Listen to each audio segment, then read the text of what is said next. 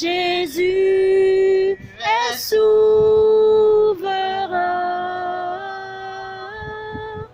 Nous élevons nos voix pour l'adorer. Jésus est souverain. Amen, amen. Bonjour à tous, bonjour mesdames et messieurs. Bonjour, bonjour, bonjour. Aujourd'hui est une bonne journée, mesdames et messieurs, parce qu'aujourd'hui est un jour pour le salut. Aujourd'hui est un jour spécial, mesdames et messieurs. Aujourd'hui est un jour où peut-être vous allez donner votre vie à Christ, mesdames et messieurs. Aujourd'hui est un jour spécial parce que c'est un jour où vous allez probablement, mesdames et messieurs, connaître le Créateur, connaître celui qui nous a créés, celui qui nous a donné la vie, mesdames et messieurs. Mesdames et messieurs, j'aimerais vous dire une chose, c'est que Dieu est vivant. Aujourd'hui, on a mis Dieu au placard. Aujourd'hui, l'homme décide de tout sur cette terre. Mais j'aimerais vous dire une chose, mesdames et messieurs. Le ciel et la terre n'ont pas été créés par la volonté de l'homme. Le ciel et la terre n'ont pas été créés par la volonté de l'homme. Elles ont été créées par la volonté de Dieu, mesdames et messieurs. Et aujourd'hui, Dieu revient dans la vie. Aujourd'hui, Dieu revient dans nos vies, mesdames et messieurs. Mais Dieu veut se faire connaître dans votre vie. J'aimerais vous dire, mesdames et messieurs, que Dieu, ce n'est pas le Dieu de la religion, mais que Dieu, c'est le Dieu de la relation. Dieu, c'est le Dieu de la révélation, mesdames et messieurs. J'aimerais vous dire, mesdames et messieurs, ça fait des années que vous priez. Ça fait des années que vous demandez quelque chose à Dieu. Ça fait des années que vous demandez une intervention de Dieu dans votre vie. Et ça fait des années qu'il n'y a pas de réponse. Ça fait des années qu'il ne se passe rien. Ça fait des années que vous faites des choses tous les jours, mais qu'il ne se passe rien. Il n'y a pas cette vie, il n'y a pas cette relation personnelle avec Dieu. J'aimerais vous poser la question, mesdames et messieurs. Est-ce que vous adressez à Dieu comme il faut? Est-ce que vous vous adressez au véritable Dieu? Parce que Dieu se révèle, mesdames et messieurs. Dieu se fait connaître. Dieu appelait Abraham, mon ami. Dieu désire entrer dans votre vie, mesdames et messieurs. La question c'est, est-ce que vous faites ce que Dieu demande? J'aimerais vous dire, mesdames et messieurs, que Dieu est vivant. J'aimerais vous dire, mesdames et messieurs, que Dieu répond aux prières. Mais Dieu ne répond qu'à une seule condition, mesdames et messieurs. C'est que nos demandes passent au travers de Jésus-Christ. La parole de la Dieu dit, il n'y a pas d'autre nom qui a été donné si c'est le nom de Jésus-Christ, mesdames et messieurs, par lequel les hommes puissent être sauvés. Il n'y a qu'un seul nom qui peut sauver, mesdames et messieurs. Et ce nom, c'est le nom de Jésus. J'aimerais vous dire, mesdames et messieurs, qu'il y a beaucoup de religions dans le monde. Il y a beaucoup de croyances dans le monde. Mais il n'y a qu'un seul chemin, mesdames et messieurs, qui mène à la vie. Mesdames et messieurs, aujourd'hui, nous sommes venus vous parler de ce Dieu véritable. Nous sommes venus vous parler de ce Dieu qui répond aux prières. Nous sommes venus vous parler de ce Dieu qui agit dans les vies, qui change les cœurs. Et ce Dieu, mesdames et messieurs, s'est révélé dans la personne de Jésus-Christ, mesdames et messieurs. Parce que Jésus-Christ est la parole de Dieu vivante. Jésus-Christ est la parole de Dieu faite chair. Jésus-Christ est la parole de Dieu, la promesse que Dieu a faite aux hommes, qui a été révélée et manifestée il y a 2000 ans, mesdames et messieurs. Mesdames et messieurs, Dieu est vivant. Dieu, aujourd'hui, vient frapper à la porte de votre cœur. Vous avez tous entendu parler de Jésus-Christ, mesdames et messieurs. Mais savez-vous qui est Jésus-Christ? Jésus-Christ, c'est la parole vivante de Dieu. Avant Dieu, pour s'adresser aux hommes, il envoyait des prophètes. Des hommes comme vous et moi, mais qui avaient consacré leur vie à Dieu. Et ces hommes que Dieu avait choisis, et à qui Dieu avait donné une tâche spéciale, devaient venir dans le peuple annoncer la parole de Dieu. Devaient venir dire ce que Dieu demandait aux hommes. Mais Dieu avait un autre plan, mesdames et messieurs. Dieu avait un plan, un projet encore plus grand que celui-là. Dieu a décidé d'envoyer lui-même sa propre parole sur la terre. La parole de Dieu est venue sur la terre et est devenue chair, mesdames et messieurs. Si avant les hommes suivaient les prophètes, mais malgré tout ces hommes péchaient encore, faisaient encore le mal. J'aimerais vous dire, mais qui est plus grand que la parole de Dieu elle-même pour guider les hommes? Si avant les prophètes guidaient les hommes, combien plus grande est la parole vivante de Dieu pour guider les hommes? On dit de Jésus qu'il est un prophète. Mais j'aimerais aller plus loin. J'aimerais vous dire que Jésus est plus qu'un prophète. Jésus-Christ est la parole vivante de Dieu.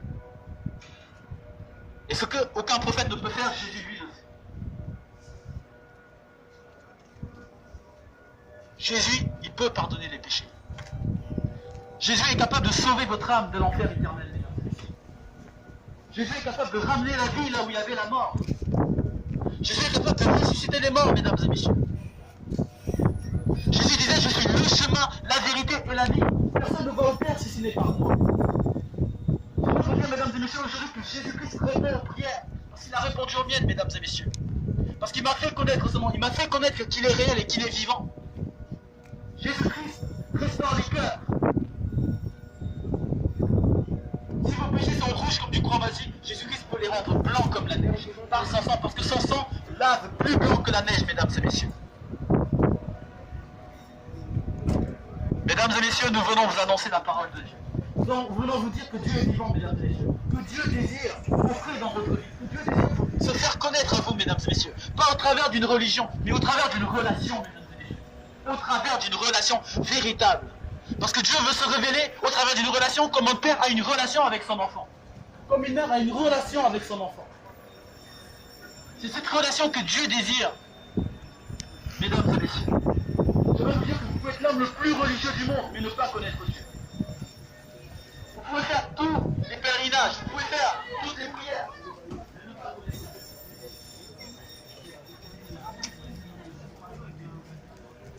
Je veux vous dire, mesdames et messieurs, que Dieu, il est saint.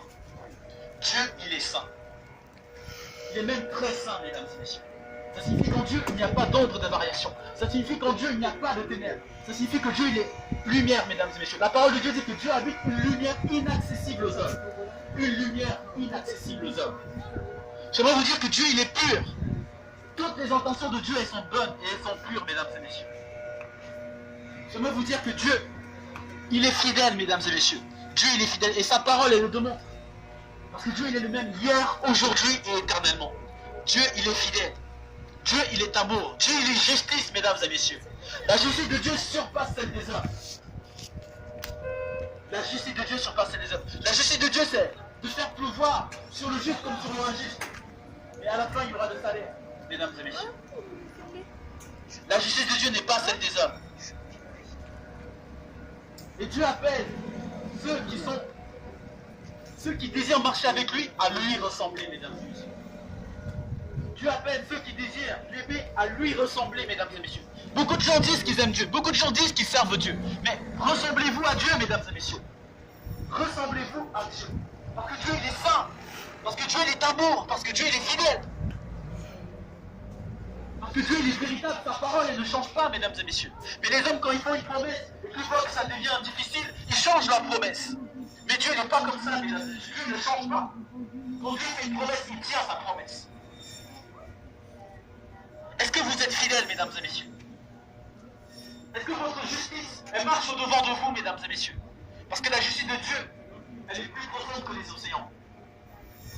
La justice de Dieu, elle est plus profonde que les océans, mesdames et messieurs. Dieu dit qu'il peut pardonner, mais qu'il ne tiendra pas le coupable pour innocent. Si vous êtes coupable devant Dieu, vous serez coupable. Si vous êtes innocent devant Dieu, vous serez innocent. Dieu pardonne, mais il ne tiendra pas le coupable pour innocent. Ça, c'est la justice de Dieu, mesdames et messieurs.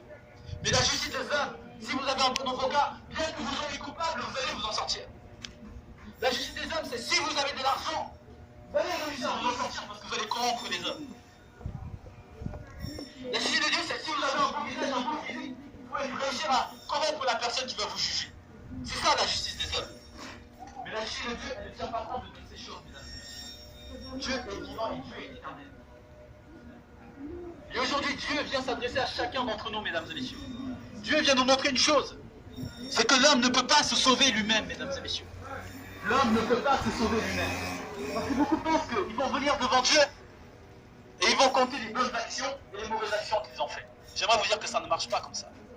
J'aimerais vous dire que Adam et Ève ont commis une seule mauvaise action. Et à cause d'une seule mauvaise action, ils ont été mis dehors. Ils ont été mis hors de la présence de Dieu à cause d'une seule mauvaise action. Dieu leur a dit qu'il ne mangera pas le fruit de l'arbre. Mais j'aimerais vous poser la question, mesdames et messieurs. Combien de lois avons-nous? Nous avons combien de lois? Combien de lois est-ce que nous avons à respecter?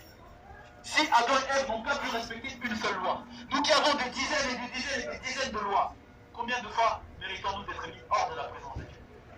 Adam et Ève, pour une seule loi, ils n'ont pas réussi. Mais nous, on a des dizaines et des dizaines, on n'arrive pas à les respecter. La question c'est, pensez-vous que nous sommes plus valeureux qu'Adam et Ève? Pensez-vous que nous sommes plus méritants qu'Adam et Ève, que nous avons plus mérité dans la présence de Dieu, alors que eux, pour un seul péché, ils ont été mis dehors?